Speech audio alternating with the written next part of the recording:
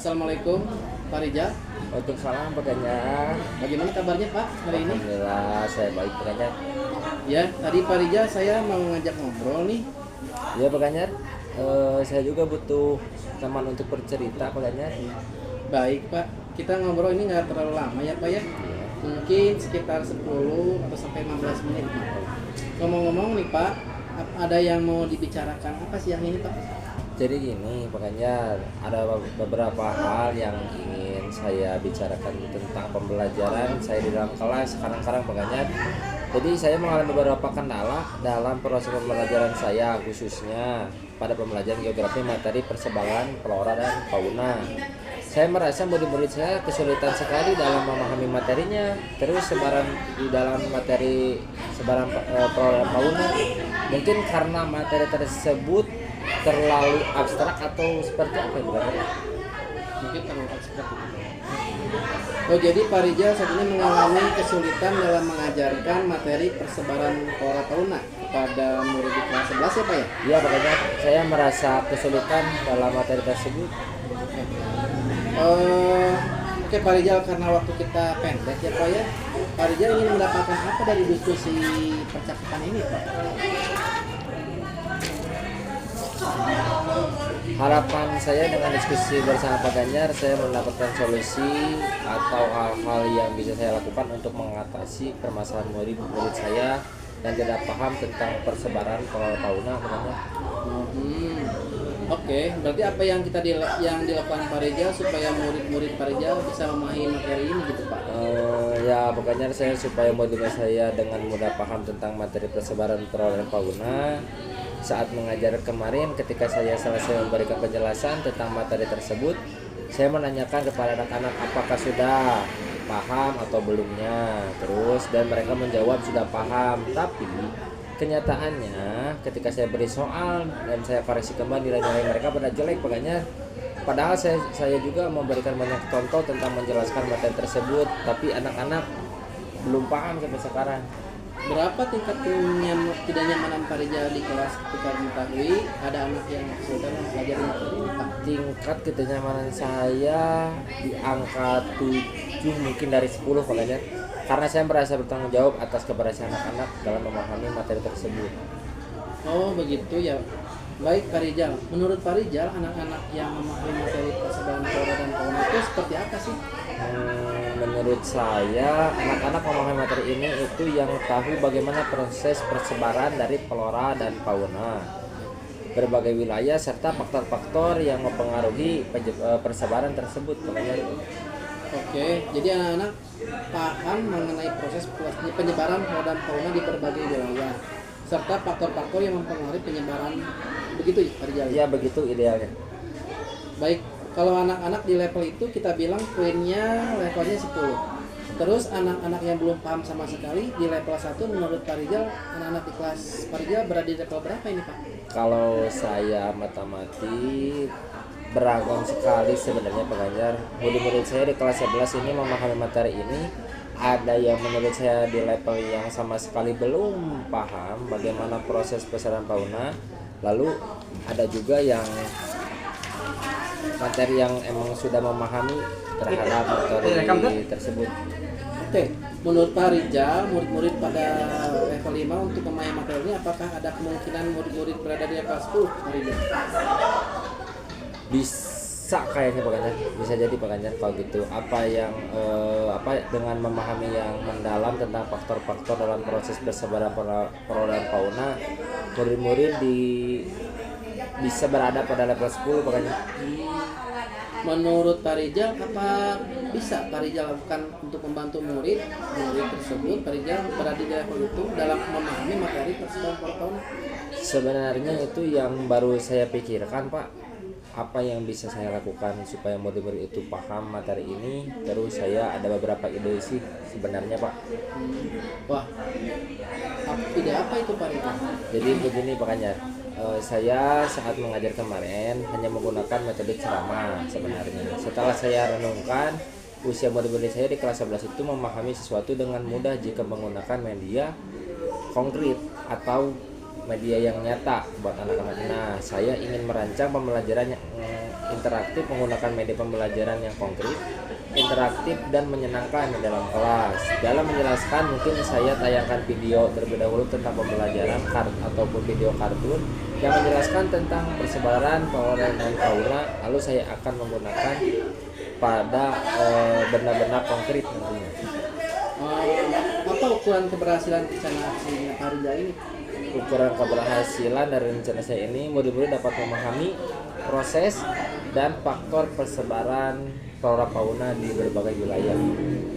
Baik Pak Rijal, menurut Pak Rijal, apakah ada kendala dari rencana aksi yang akan Pak Rijal terapkan ini dalam pembelajaran, Pak? Mungkin kendala saya perlu waktu makanya untuk mempersiapkan media-media yang saya butuhkan untuk pembelajaran ini dan membuat tempat yang luas supaya murid lebih leluasa dalam berkegiatan melibatkan peta dan juga benda-benda lainnya. Menurut Pak Rijal, perlu waktu berapa lama untuk mempersiapkan media-media yang dibutuhkan? Dan solusi apa untuk kendala ini, Pak? Karena pembelajaran geografi ini masih 3 hari lagi, jadi saya bisa siapkan media-media mulai dari sekarang sih Pak. Sebenarnya saya bisa menyusun dulu langkah-langkah pembelajarannya, menyiapkan media dan alat bantunya. Saya rasa cukup waktu untuk mempersiapkannya, dan untuk tempat yang luas rencana saya kelas akan saya setting untuk meja-meja dan kursi-kursinya dipinggirkan terlebih dahulu dalam ruangan di tengah-tengah untuk murid-murid bisa mengerjakan aktivitas dengan peta dan benda nyata lainnya. Adakah seseorang yang mungkin bisa membantu Pak Rijal untuk mempersiapkan pembelajaran ini? Saya akan berdiskusi dulu dengan Bu Adel terutama sebagai rekan sejawat saya di mapel geografi untuk rencana aksi nyata ini dalam pembelajaran supaya kami bisa saling melengkapi dan Bu Adel juga bisa menerapkan di kelasnya juga. Jadi kami saling berkolaborasi seperti itu makanya. Baik, kira-kira kapan nih Pak Rijal menerapkannya di kelas? Nanti hari Kamis makanya. Baik Pak Rijal, kita review sebentar ya. Hasil diskusi kali ini, apa yang Pak Rijal dapatkan dalam sesi perbincangan dan diskusi kali ini, Pak? Tadi kan awalnya saya bingung, Pak, tentang masalah murid-murid saya yang tidak paham tentang materi persebaran flora fauna. Tapi di akhir ini, saya jadi tahu apa yang perlu saya lakukan dan siapkan untuk pembelajaran materi flora dan fauna di dalam kelas. Sampaikan pada murid-murid akan lebih paham juga dengan menggunakan media yang konkret serta pembelajaran yang interaktif dan menyenangkan. Saya juga akan berkolaborasi dengan Pak Ujang, teman para saya, agar lebih bersemangat juga dalam pembelajaran. Keren nih Pak Rijal. Kalau begitu kita ketemu lagi minggu depan ya Pak. Saya ingin dengar cerita tentang keseruan belajar mengenai materi flora dan fauna di kelas. Jangan lupa kalau Pak Rijal butuh saya, boleh kontak aja Pak ya untuk dukungan supportnya. Boleh Pak Gajar. Oke Pak Rijal, terima kasih. Ada lagi Pak? Sudah Pak Gajar, terima kasih banyak. Terima kasih Pak Rijal ya. Sampai jumpa minggu depan. Ya.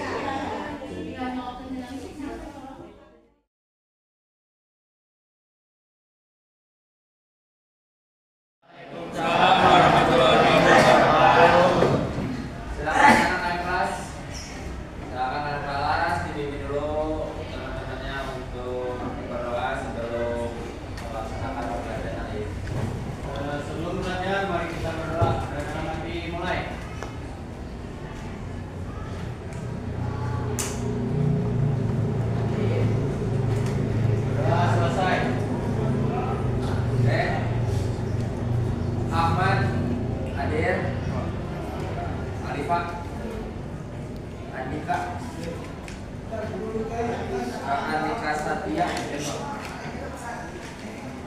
Aris, Cindy, Deden, Desinta, Eva,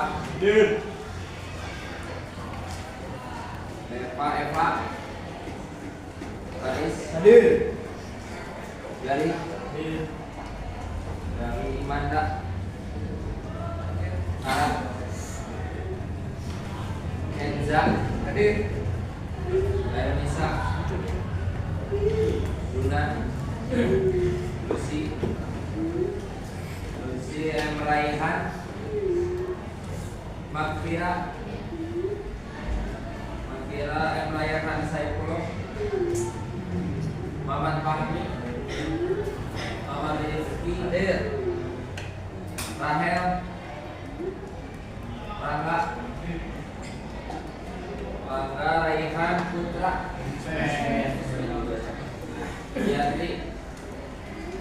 Rizky Abdurrahman, Sofi, Stefan Sakira, Felisa, Wanda, Lain Zahra. Oke, berarti yang dismen 3 yang sakit nggak ada, yang ringan. Baik anak-anak, hari ini kita akan mulai pembelajaran tentang persebaran flora dan fauna. Dapat dilihat semuanya di depan. Materi hari ini kita akan mempelajari tentang persebaran flora dan fauna di Indonesia. Sebelum kita mempelajari tersebut, hari ini tujuan pembelajaran kita mengetahui dan mengenali tentang sebaran flora fauna yang berada di Indonesia dan juga ada di dunia. Maksudnya persebaran itu seperti apa, Pak? Persebaran itu, Bapak mau tanya, di kita ada gajah atau enggak? Ada. Di negara Thailand ada gajah atau enggak? Ada. Di India ada gajah atau enggak? Ada. Pertanyaannya, why? Kenapa di kita ada gajah, di negara lain ada gajah? Biasa. Karena persebaran flora fauna, Pak. Kenapa? Persebaran flora fauna. Coba. Oke, karena persebaran flora fauna. Bukan. Ada tepuk 1, tepuk 2, tepuk 3, tepuk 4, tepuk 5.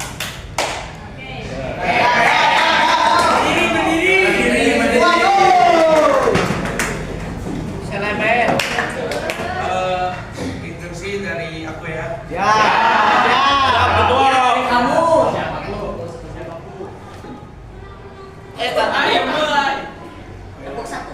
Tepuk 1, tepuk 2, tepuk 3, tepuk 4, tepuk 5,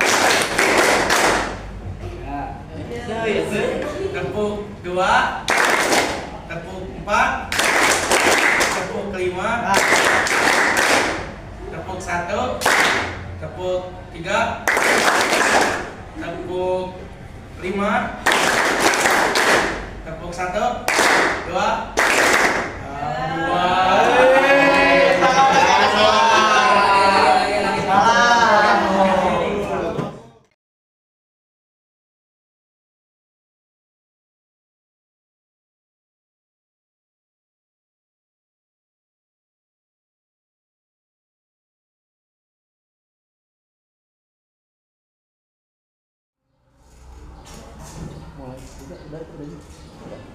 Udah. Assalamualaikum. Pak Rijal, bagaimana kabarnya? Salam, banyak alhamdulillah kabarnya baik. Pak Rijal, seminggu kemarin kan kita melakukan observasi ya. Bagaimana Pak perasaan Pak Rijal ketika kemarin ada observasi? Ketika pelaksanaan observasi di kelas kemarin dengan Pak Ganjar, yang saya rasakan sangat menyenangkan sekali untuk saya pribadi, makanya karena sebelumnya saya pernah konsultasi sama Pak Ganjar tentang apa yang akan saya lakukan nanti di dalam kelas observasi dan masalah apa saja yang saya emang takutkan terjadi di dalam kelas. Pak Ganjar mengasih solusinya, Pak Ganjar mau motivasi saya, semangat saya untuk pembelajaran kelas seperti apa nantinya, dan saya lakukan hal tersebut walaupun tidak semuanya karena sedikit-sedikit saya lakukan, tapi alhamdulillah menjadikan suasana kelasnya itu sesuai dengan harapan saya. Baik. Kemarin kan kita berbicara ya tentang metode pembelajaran yang Pak Rijal gunakan, yaitu metode PJBL ya. Bagaimana Pak antusias siswa ketika Bapak menerapkan metode tersebut di kelas? Ketika saya menggunakan metode PJBL, anak-anak memang antusias sekali untuk metode tersebut. Terlebih dalam materi flora fauna, anak-anak lebih bisa mengeksplor lagi, bisa berekspresi lagi antar kelompoknya dan juga antar teman sekelasnya itu sendiri. Jadi selama pembelajaran yang saya Pak Rijal lakukan ya, asalnya Pak Rijal kan menghadapi tantangan di mana anak-anak itu kan metodenya yang asalnya anak itu kurang antusias, setelah dengan PJBL diterapkan alhamdulillah jadi antusias anak-anak, lebih aktif juga di dalam kelasnya. Yang asalnya tidak mau bertanya, anak-anak ada keinginan untuk bertanya. Ketika si metodenya diganti dan metodenya saya pakai PJBL di dalam kelas, ternyata efektif untuk dilakukan di dalam kelas tersebut. Baik. Menurut Bapak sejauh mana apabila Bapak dapat memberikan penilaian pada diri sendiri, dari skala berapa Bapak menilai diri sendiri dari 1 sampai 10? Dari 1 sampai 10 untuk yang kemarin observasi Ya. Saya kira pokoknya saya bisa menilai saya di angka 8,5 atau 8,7-an untuk si penilaiannya. Alhamdulillah meningkat ya Pak ya. Alhamdulillah. Menurut Bapak nih dari hasil pembelajaran kemarin, kira-kira apa sih tantangan yang dihadapi dengan penerapan model pembelajaran tersebut? Tantangan yang dihadapi pertama, metode ini kan karena memakai proyek PJBL tersebut, anak-anak harus stimulusnya, makanya stimulus awalnya kita ke anak-anak biar anak-anak lebih lebih enak untuk melakukan si kegiatan pembelajarannya. Awalnya saja sih banyak tantangan gimana cara kita mengasih stimulusnya. Ketika stimulusnya dapat, kesininya anak-anak berjalan dengan sendirinya seperti itu kan. Lima stimulus tersebut ya. Oke, Pak Rizal, saya ingin tanya juga di sini kan Bapak menerapkan pembelajaran yang sangat baik di kelas. Memasukkan KS ini sudah Pak. Jadi kompetensi sosial emosionalnya sudah. Dimasukkan. Ya berarti udah tepat ya Pak ya. Bagaimana Pak rencana tindak lanjut ke depannya mengatasi, kan Bapak baru di skala 8,5 ya, mengatasi kekurangan yang dialami ketika model pembelajaran tersebut dilaksanakan di kelas? Mungkin yang pertama saya akan mencoba untuk mencari referensi dari internet, makanya karena akses internet sangat mudah sekarang. Terus terutama dengan diskusi dengan teman sejawat, teman yang dari sekolah, terutama yang satu mata pelajaran dengan saya, biar saya bisa tahu apa yang harus saya lebih ditingkatkan lagi di pembelajaran besok harinya. Berarti itu masuk ke dalam aktivitas pengembangan ya Pak ya. Nah, bentuk aktivitas pengembangannya bagaimana menurut Bapak? Bentuk aktivitas pengembangannya mungkin buat sekarang masih saya masih merancang terlebih dahulu, belum terbentuk untuk si hal tersebutnya. Mungkin nanti akan saya cari lagi bukannya untuk referensinya dan apa yang akan dilakukan juga biar lebih sesuai dan juga pas terhadap pembelajaran yang akan saya ampunkan. Kira-kira Pak, waktu yang akan dilaksanakan itu berapa durasi waktunya ataupun pelaksanaannya Pak? Untuk materi yang sama pokoknya atau gimana? Untuk waktu yang sama Pak? Yang sama mungkin waktunya saya butuh 2 kali 45 menit untuk satu materinya untuk menyampaikannya. Nah, terkait dengan tujuan yang nanti hendak dicapainya, bagaimana Pak nanti siswanya itu dalam metode pembelajaran pola fauna ini?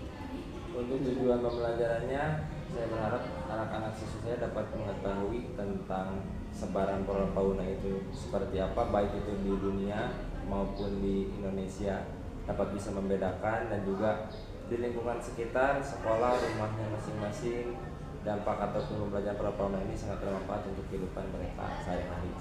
Untuk tujuan. Untuk ukuran keberhasilannya bagaimana? Untuk ukuran keberhasilannya mungkin yang paling simpel untuk mengajarnya, saya suka mematok bahwa ataupun mengasih tujuan ketika anak-anak mengetahui bahwa Indonesia ini memiliki beragam flora dan fauna, terus setiap daerahnya memiliki juga ciri khas yang berbeda, dan mereka bisa memanfaatkan apa yang ada di lingkungan mereka untuk kehidupannya sehari-hari juga nanti. Baik, kira-kira Pak, untuk pendukung keberhasilan ini selain dari Bapak diri sendiri, Saya mungkin untuk pendukung selain diri sendiri, terutama dari pihak sekolah, teman sejawat, sarana prasarana, sehingga bisa menghasilkan pembelajaran yang lebih baik lagi ke depan. Pak Rijal, yang saya ingin tanyakan di sini, kan Bapak udah menjelaskan sedemikian detail ya, dari hasil observasi yang kita lakukan kemarin. Nah, Bapak Rijal sendiri sudah meningkatkan hal-hal yang kurang tadi ya Pak ya. Nah ini Pak, saya ingin tanyakan apa sih hal-hal yang Pak Rijal dapatkan dari kegiatan topik pembicaraan yang kita lakukan saat ini apa? Ada nggak hal positif? Yang saya dapatkan, pertama saya lebih termotivasi makanya untuk lebih memberikan pembelajaran yang lebih baik kepada anak didik saya di dalam kelas. Terus saya juga lebih mengetahui dan juga lebih ingin mencoba metode-metode apa saja yang cocok untuk pembelajaran saya nantinya, karena tidak bisa satu metode ternyata tidak bisa dipakai untuk semuanya dan masih banyak makanya salah satunya seperti itu. Mungkin metode ya, harus kita explore, itu sangat baik Pak. Jadi kemarin saya lihat observasi Pak Rijal sudah menunjukkan peningkatan yang luar biasa, banyak antusias siswanya juga sangat baik. Semoga itu bisa dipertahankan ya Pak ya. Nah, Pak Rijal ada lagi yang diceritakan nggak selama kegiatan observasi? Ada keluhan tentang keluhan ataupun hal-hal yang ingin diceritakan nggak? Ya mungkin keluhannya bukan keluhan, lebih ke keresahan. Ya mungkin dari saya pribadi melihat anak-anak emang dari satu kelas itu tidak semuanya bisa mengikuti metode yang saya lakukan termasuk dulu, tapi sebenarnya 90% dari siswa di dalam kelas mereka antusias. Tapi ada beberapa siswa yang memang mungkin karena tadi awalnya stimulusnya kurang atau pemberian motivasinya ketika pembelajaran kurang, sehingga sana tersebut kurang termotivasi untuk pembelajaran saat itu. Itu makanya kedepannya saya akan lebih memperhatikan hal-hal seperti itu sehingga dapat semuanya merasakan dan juga mendapatkan manfaatnya dalam pembelajaran tersebut. Terima kasih Pak Rijal sudah meluangkan waktu hari ini ya. Semoga kegiatan kita coaching ya, pada sini coaching ini dapat bermanfaat bagi Pak Rijal ya. Jangan sungkan-sungkan Pak apabila ada hal yang ditanyakan kepada saya terkait pembelajaran Pak ya. Terima kasih Pak sudah meluangkan waktu hari ini. Mungkin kalau kita bisa lanjut komunikasi lagi di ruang ini. Ya, kita Belum aja.